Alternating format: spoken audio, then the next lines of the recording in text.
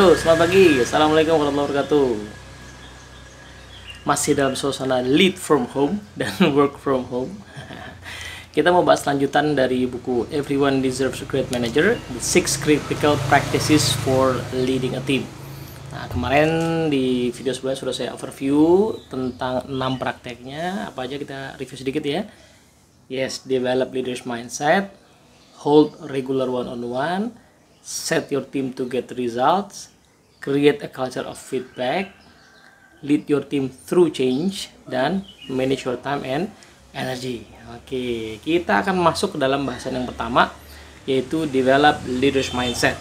Nah, menarik kita cermati bahwa di semua framework dari Frank Covey, kalau baca buku-bukunya pun akan selalu bermula dari satu bahasan yang namanya see, do, get, ya, atau lihat, buat, dapat.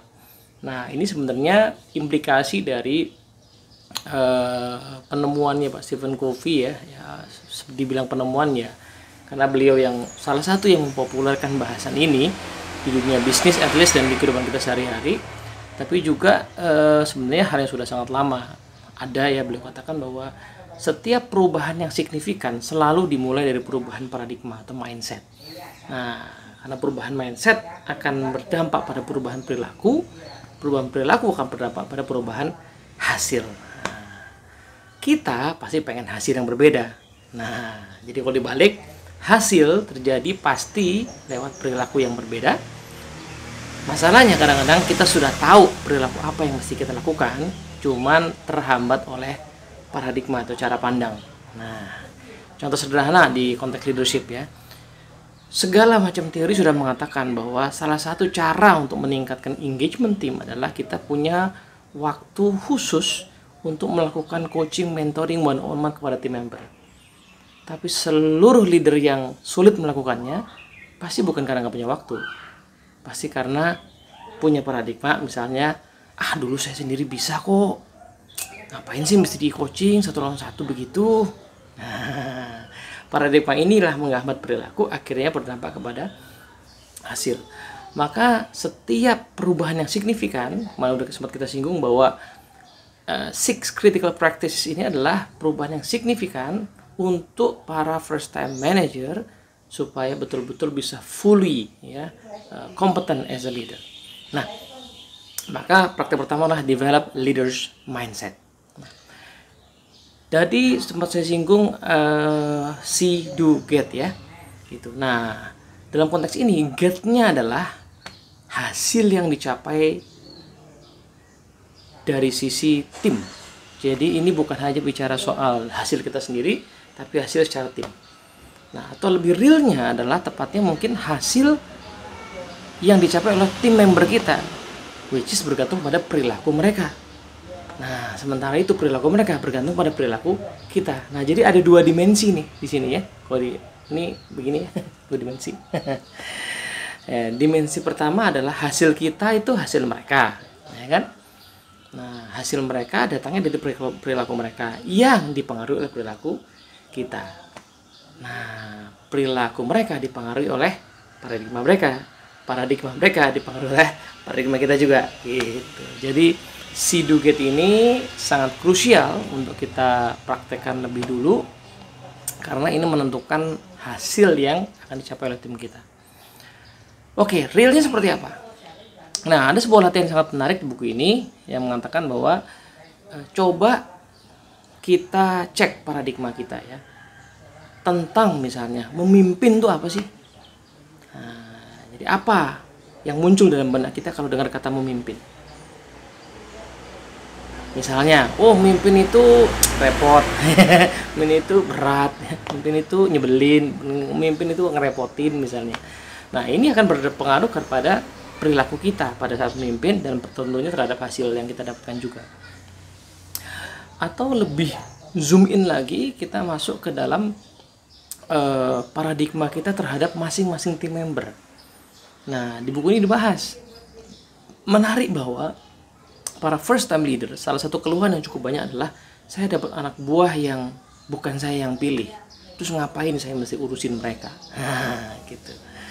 Ya, masalahnya adalah Pertama, kondisi ini terjadi di semua organisasi. Tidak ada leader yang bisa memilih sendiri anak buahnya, ya, kecuali dia rekrut. Tapi rekrut pun nggak bisa banyak-banyak juga. Nggak mungkin kan saya diangkat jadi manajer, saya punya manpower let's say 5, terus saya nggak suka sama 5-5-nya, terus tak pecat semua, saya ganti 5-5-nya. Itu tidak semudah itu ya dalam organisasi. Kecuali mungkin kita yang punya organisasi itu ya, itu lain cerita. Tapi kejadian bahwa tiap tim member itu punya keunikan yang tidak cocok dengan leader, itu pasti akan ada di seluruh organisasi. Menariknya, paradigma kita terhadap tiap tim member akan mempengaruhi perilaku kita. Begitu kita bilang dalam pikiran kita bahwa ini orang nyebelin, ini orang nyusahin, ini orang gak potensial, ini orang aduh berat deh nyuruhnya, ini orang aduh saya udah pakai segala cara gak bisa, maka otomatis perilaku kita pun akan membatasi diri ketika kita memimpin dia. Kalau kita udah bilang bahwa dia nggak potensial, maka kita nggak akan ada usaha penuh untuk mencari tahu kira-kira potensi dia apa. Kita nggak akan punya waktu buat meluangkan coaching mentoring dia, karena toh nggak ada potensinya. Nah, jadi assess your paradigm adalah praktek yang pertama, gitu ya. Apakah paradigma yang kita pakai tanpa sadar kita adopsi terhadap tiap tim member kita? Praktek Siduget yang kedua, begini. Dibalik sedikit ya. Jadi sebenarnya kalau melihat kondisi tim kita dan perilaku mereka atau cara mereka bekerja, itu sebenarnya mereka perlu leader yang kayak apa sih? Mereka perlu leader yang mampu berperilaku seperti apa sih? Nah, ini yang penting saya kedua. Karena kan tadi ya, perilaku tim member dipengaruhi perilaku leader. Nah, kondisi tim yang sekarang ini perlu tim leader yang kayak apa? Kalau kita agak sedikit melompat ke bahasan situational leadership, kondisi tiap tim member itu beda-beda ya. Ada tim member yang perlu didirect, ada tim member yang perlu difasilitasi. Nah, apa yang terjadi pada tim kita sekarang dan perilaku leader seperti apa yang sebenarnya mereka butuhkan? Nah, menariknya perilaku yang mereka butuhkan seringkali bukan alamiahnya kita. Contoh misalnya ya, kita orang yang sangat facilitating, maunya udahlah kalian pikir sendiri, saya kasih guideline sedikit, kerjakan sendiri. Sementara tim member kita masih pada baru, harus didirect banget. Nah, nggak semua leader betah melakukan hal ini, padahal itulah yang sedang diperlukan. Kebalikannya juga bisa. Leadernya terbiasa mendirect, detail sekali memimpin orang, tapi kebetulan dapat tim member yang sudah mature, ya, sehingga kalau didikte maka mereka nggak betah, resign. Nah, gitu. Jadi pemimpin yang seperti apa yang dibutuhkan, ini yang kita tetapkan dulu, kita identifikasi, baru kemudian kita periksa paradigma kita. Apa paradigma kita yang menghalangi kita menjalankan perilaku tersebut? Kebetulan tim leadernya rada senior usianya, sementara tim membernya lebih junior, milenial, zilenial gitu ya, yang senengannya main TikTok bukan main Mario Bros lagi gitu. Nah, otomatis dia harus menyesuaikan nih leadernya nih. Nah, pertanyaannya, paradigma apa yang sesuai untuk saya adopsi supaya saya bisa menjalankan perilaku tersebut. Nah, inilah praktek pertama dari 6 critical practice of leading a team. Jadi silahkan dipraktekkan ya. Coba 2 praktek tadi ya. Yang pertama adalah list nama-nama tim member kita, apa paradigma yang kita miliki terhadap mereka. Dan kalau saya mau memimpin tiap orang ini dengan baik, saya mesti punya paradigma apa.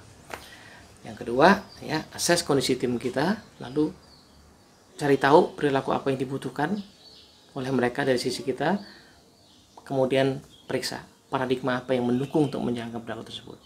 Semoga bermanfaat. Assalamualaikum warahmatullahi wabarakatuh.